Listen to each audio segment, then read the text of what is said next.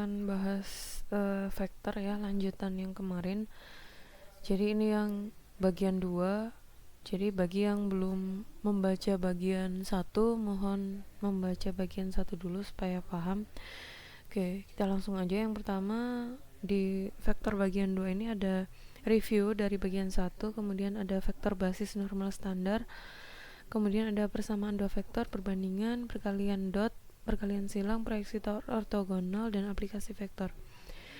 Yang pertama, kita review dari part 1. Vektor adalah segmen garis berarah yang dikarakteristikan berdasarkan dua hal, yaitu panjang dan arah. Jadi diingat-ingat, vektor itu dia pasti punya panjang sama arah. Vektor digambarkan menyerupai anak panah, kemudian merepresentasikan panjang itu ya, panjang dari vektor itu merepresentasikan besar atau nilai vektor, sedangkan arah merepresentasikan arah vektor. Ini udah jelas. Kemudian cara membedakan satu vektor dengan vektor yang lain dilihat dari panjang sama arah. Jadi bukan posisi. Maksudnya gimana? Jadi ketika panjang sama arahnya itu sama, berarti dia sama. Meskipun posisinya dirubah gitu ya. Contohnya kita lihat di slide selanjutnya. Nah, antara vektor yang ini dan vektor yang ini itu sama. Kenapa? Meskipun posisinya berubah, jadi V ini kan ke atas ya, jadi ini jadi ke atas, U-nya tetap, itu sama gitu. Jadi perubahan posisi nggak mempengaruhi sebuah vektor. Yang penting arah sama panjangnya itu sama. Terus yang ketiga, yang ini U-nya yang pindah ini ya, pindah posisi sama V-nya ini juga sama. Jadi ini sama ini tuh sama semua. Jadi posisi itu nggak ngaruh sama sekali, terserah mau dipindah kemanapun. Kemudian vektor yang titik pangkalnya berada di titik asal O atau 0,0, ini maksudnya 0,0 ya, koordinat 0,0 disebut vektor posisi. Jadi misalkan ada ini titik O, ini kan titik O, kemudian ini ada titik U. Nah, vektor OU itu bisa disebut dengan vektor U aja, U kecil ya. Ini O besar, U besar, yang ini U kecil. Kemudian yang ini titik O, yang ini titik V. Namanya vektor OV besar itu akan sama dengan vektor V kecil, ada barnya gini. Ini namanya vektor posisi. Ini sudah kita pelajari di part 1. Kemudian vektor dimensi 2 punya dua komponen standar. Ini sudah saya jelaskan ya, yaitu sumbu X sama sumbu Y. Jadi cirinya di dimensi 2 adalah sumbu X sama sumbu Y bisa ditulis sebagai vektor baris kayak gini, dipisahkan sama tanda koma, atau vektor kolom kayak gini. Ini untuk yang dimensi 2. Kemudian ini sama ya, ini dimensi 2, yang ini dimensi 3. Dimensi 3 tinggal nambahin satu sumbu aja, jadi yang ini sumbu X, sumbu Y, sumbu Z. Kalau yang dimensi 2 hanya ada 2, X sama Y aja. Kemudian ke penjumlahan dan pengurangan vektor. Secara aljabar, penjumlahan dan pengurangan dua vektor dilakukan dengan menjumlahkan unsur-unsur yang seletak. Jadi ini sama kayak matriks. Kalau kalian udah ngambil ini ya, matriks kan dulu udah kan ya, yang di sebelum UTS. Jadi ini sama aja dengan menjumlahkan atau mengurangi matriks. Jadi ketika ada vektor A-nya kayak gini, vektor B-nya kayak gini, pengurangannya ya sama. Elemen yang bersesuaian tempatnya, yang tempatnya sama, itu tinggal dijumlah atau dikurangi kayak gini. Kemudian di dimensi 3 juga sama. Jadi ada vektor A sama vektor B, ketika dijumlahkan berarti kalian menjumlahkan hal yang sama. Ini sama seperti penjumlahan atau pengurangan matriks. Ya, sama aja ini. Kemudian secara geometri, jadi cara memandang vektor itu ada dua. Yang pertama secara aljabar, lalu yang kedua itu ada secara geometri. Oh ya, ini lupa ya, belum diganti. Secara geometri ada dua metode, yaitu metode segitiga yang ini, metode segitiga, dan metode jajar genjang yang ini. Metode segitiga tuh gimana? Jadi ketika ada A ditambah B, A-nya kayak gini ya, kemudian B-nya kayak gitu. Jadi kalian tuh kayak ngelanjut gitu ya. Kalau A ditambah B berarti lanjut aja, ini dari pangkal ke ujung, B-nya juga dari pangkal ke ujung gini. Jadi kayak nerusin, continue gitu ya. Nah, hasil penjumlahannya itu adalah dari start ke finish. Ini adalah hasil penjumlahannya. Jadi A plus B ini namanya metode segitiga. Sedangkan metode jajar genjang itu beda. Jadi ketika ada A ditambah B, A-nya kamu gambar dulu. B-nya itu enggak di sini, enggak di selanjutnya A ini ya, enggak ngelanjutin dari A, tapi pangkalnya A ketemu pangkalnya B. Nah, kayak gini. Terus kalian bikin kayak ini ya, pasangannya yang sejajar sama. Nah, ketemunya ini adalah titik ujung dari penjumlahan A ditambah B. Gitu. Jadi ngerti ya bedanya segitiga itu gimana? Kalau segitiga kita continue, jadi A lanjut B. Kalau jajar genjang, pangkalnya A ketemu sama pangkalnya B. Jadi ini itu adalah secara geometri. Kemudian untuk pengurangan, itu kan tadi penjumlahan ya. Untuk pengurangan tuh sama, cuman pengurangan tuh tinggal kalian ngubah arah aja. Jadi ketika A-nya kayak gini, kemudian B-nya kayak gini, ketika ada A dikurangi B, B-nya tinggal dibalik aja. Jadi A karena A min B itu sama dengan A ditambah minus B, jadi kalian tinggal nyari yang vektor min B aja. Vektor min B itu berarti sama panjang tapi arahnya beda. Nah, kayak gini, ini min B. Jadi ketika pakai metode segitiga, ini kan metode segitiga, berarti ada A, kemudian B-nya kayak gini ya, min B-nya. Kita lanjutkan. Nah, ini min B. Jadi sini ke sini itu adalah A min B. Nah, kurang lebih kayak gitu. Kemudian perkalian skalar. Perkalian skalar ini kita sama aja ya. Skalarnya si vektor ini kan bicara vektor, itu akan sama dengan skalarnya matriks. Jadi kalau kalian udah dapat matriks, coba dibuka lagi catatannya karena ini sama gitu. Ketika ada skalar K dikalikan sama sebuah vektor, maka hasilnya adalah KA1, KA2.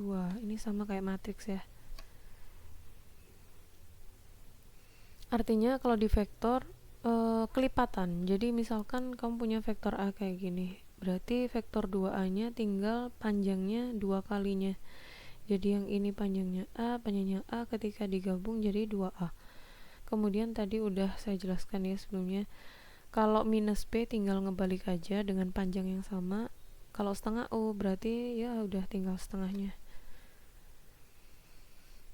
Nah, kemudian nih beda ini ya, beda subbab lagi. Ada kombinasi linear vektor dan basis. Apa itu? Jadi kita baca dulu definisinya. Misalkan V1, V2 sampai VR adalah vektor-vektor dalam R2. R2 ini dimensi 2 atau di R3 dimensi 3. Setiap vektor V dalam dimensi 2 atau dimensi 3 dapat dinyatakan sebagai kombinasi linier. Jadi kombinasi linear dalam V1 V2 VR, yaitu kayak gini. Jadi kamu punya V1 V2 VR sama V dapat dinyatakan sebagai kombinasi linear ketika ada konstanta K1 sampai KR. Jadi ada ini, ada ini, ada ini. K1 sampai KR tunggal, maka vektor-vektor ini disebut basis untuk vektor di R2 atau di R3. Kita lanjut aja dulu ke contoh. Ya, misalkan terdapat vektor V1, V2, V3 sama V. Pertanyaannya, apakah V1 sama V2 vektor basis? Vektor basis untuk R2. R2 itu maksudnya di V-nya ini ya. Jadi sesuai sama yang sebelumnya tadi, yang materi yang ini. Nah, ini kalian garis bawahi, ini adalah arti dari kombinasi linear sama basis.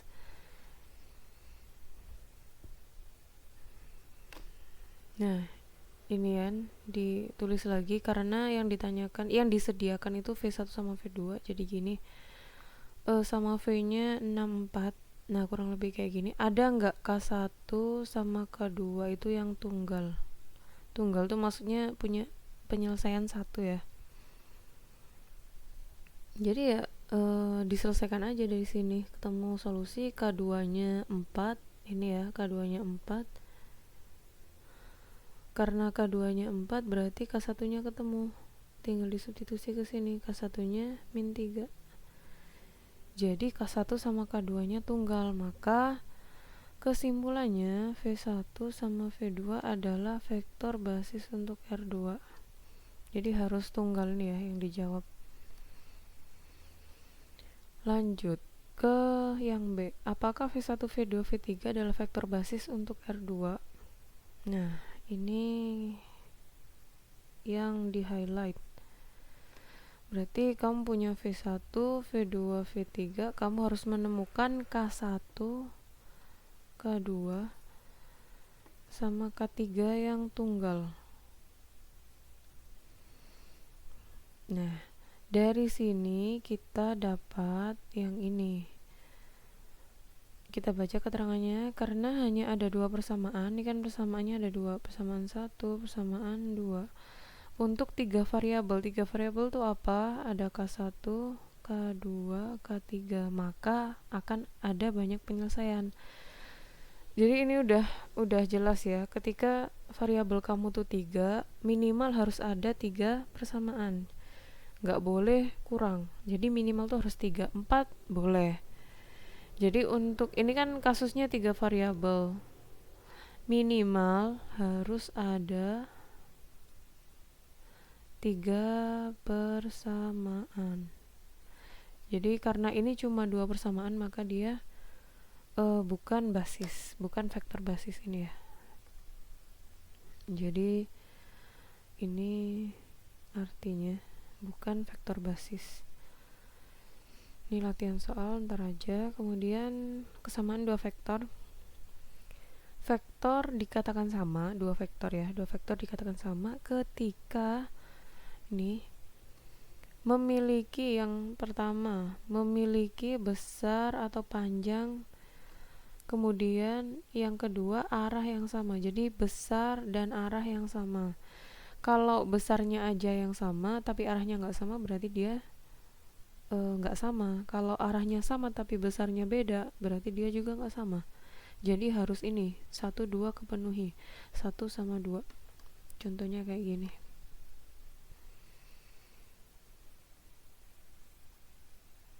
Kemudian ini sama aja ya. Contoh soalnya, diketahui titik A, titik B, titik C kayak gini. Titik A, titik B, titik C di dimensi 3. Jika AB, vektor AB sama dengan vektor CD, maka tentukan koordinat C sama D. Ya udah, berarti kan yang disuruh kan, yang diketahui kan AB sama CD. Kamu tinggal nyari koordinat C sama D. Ya udah, kayak gini aja. vektor AB berarti kan kemarin apa cara nyarinya, B dikurangi A dan seterusnya, ketemunya ini. Dari kesamaan dua vektor maka kita peroleh persamaan P sama dengan 0, Q sama dengan 2, dan R sama dengan 5, sehingga koordinat C dan D adalah yang ini. Oke, ini kalian baca sendiri. Kemudian yang B nilai P, Q, R udah ketemu lah ya, karena A nya udah ketemu. Kemudian contoh soalnya kalian baca sendiri. Kemudian lanjut ke vektor-vektor yang sejajar. Vektor yang sejajar itu artinya memiliki kemiringan vektor yang sama. Jadi entah itu searah atau berlawanan, dia dapat dikatakan sebagai vektor yang sejajar meskipun panjangnya beda ya. Jadi intinya kalau di vektor sejajar kemiringan sama. Kemiringan sama. Posisi boleh beda. Kemudian panjang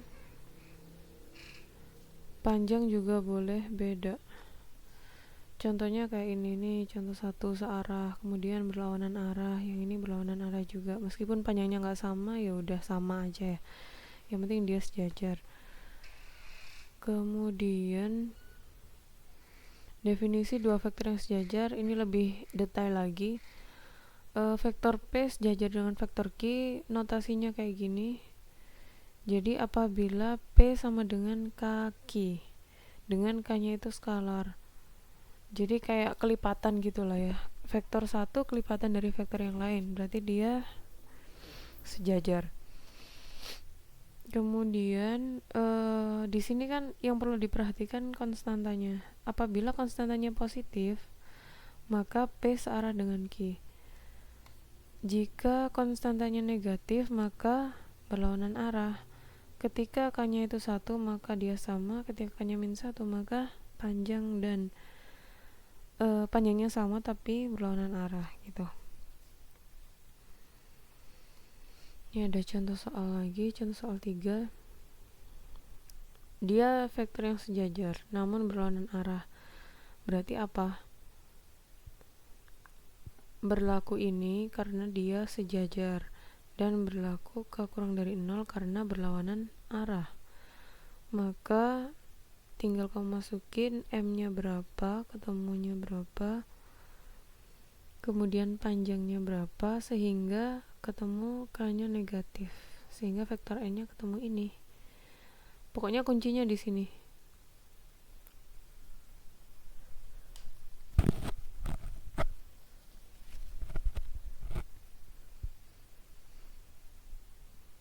Oke, kemudian contoh soal 4. Dia sejajar. Nah, dilihat lagi syarat sejajar tadi apa. Ini ya, sejajar. Tinggal dimasukin, ketemu K, ketemu X, ketemu Y, dan selesai. Kemudian penjumlahan dan pengurangan vektor secara aljabar ini sama kayak tadi ya. Jadi sama kayak vektor ini tuh matriks. Jadi elemen-elemen yang arahnya sama, letaknya sama, berarti dia dijumlahkan atau dikurangi kayak gitu.